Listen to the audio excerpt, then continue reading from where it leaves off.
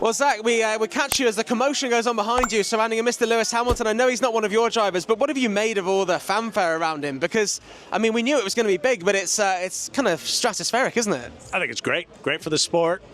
Good on Lewis. Most drivers, if not all, want to drive for that team at one point. Hopefully not my guys anytime soon.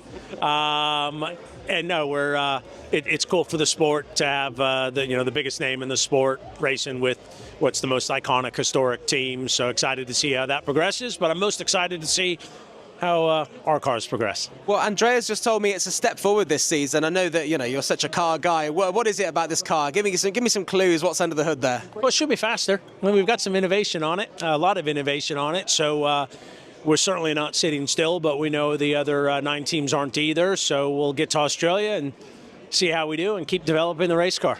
With 2 championship-worthy drivers, how expectation is always what's discussed.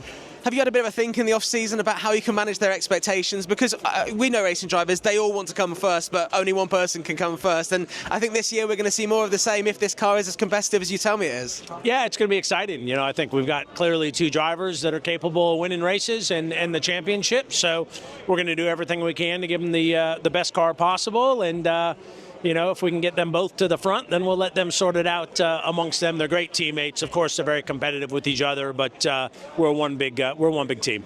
Speaking of one big team, we've seen some amazing success. I know this is a slight sidestep, but certainly in Formula E with Taylor Barnard. I mean, he's been on the podium more than he's not this season. He really is a talent. Is he someone that you'd maybe consider to bring into the F1 fold down the line if he continues this form? Never say never. He definitely seems to have the talent. He's been very impressive in our Formula E team and youngest pole sitter and almost won last weekend, a couple podiums. So we got a great roster of drivers for our various racing teams, and he definitely seems to be a star of the future. And finally, obviously, a lot of people are talking about swearing. I'd just be interested to take your take on it, because in the heat of the moment, when you're driving a car at the speeds your guys are driving at, it feels like swearing is probably the least of their worries. It's almost trivial. Yeah, I think you've got kind of 2 scenarios. I think you've got that in the heat of the moment, and I just read Carlos Sainz's comments, which I thought were very articulate, which is, of course, when you're in this situation and you're not in the heat of the battle, I think it's unnecessary for some of the stuff that we've heard. But when the helmet's on, there's a lot of emotion and anger and passion, and we do have a delay button, so I think if we find something's totally inappropriate, just hit the bleep button. So I think it's pretty hard to control inside a race car. I think outside the race car's an easy fix, and I'd like to definitely see that happen inside the race car in the heat of the battle. I can only imagine what goes on a football pitch or any other sport with the helmet on. And I don't think we want to lose that passion, but with balance. You mentioned Carlos there, another of your former drivers. You must be intrigued to see what happens with him at Williams. Yeah, he's a great guy, great racing driver. I think he'll drive that team forward. Alex is a very strong driver. And you look down the grid, there's not many driver lineups that aren't really strong.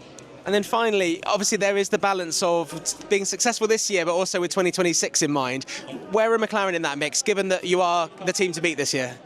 Well, we're focused first on 2025, but of course 2026 is already in the wind tunnel, so we have the same challenge as everyone else, which is developing 2 cars, none of which have anything to do with each other with the new regulations. So it'll be a challenge, but same challenge for all the team, and we're up for it.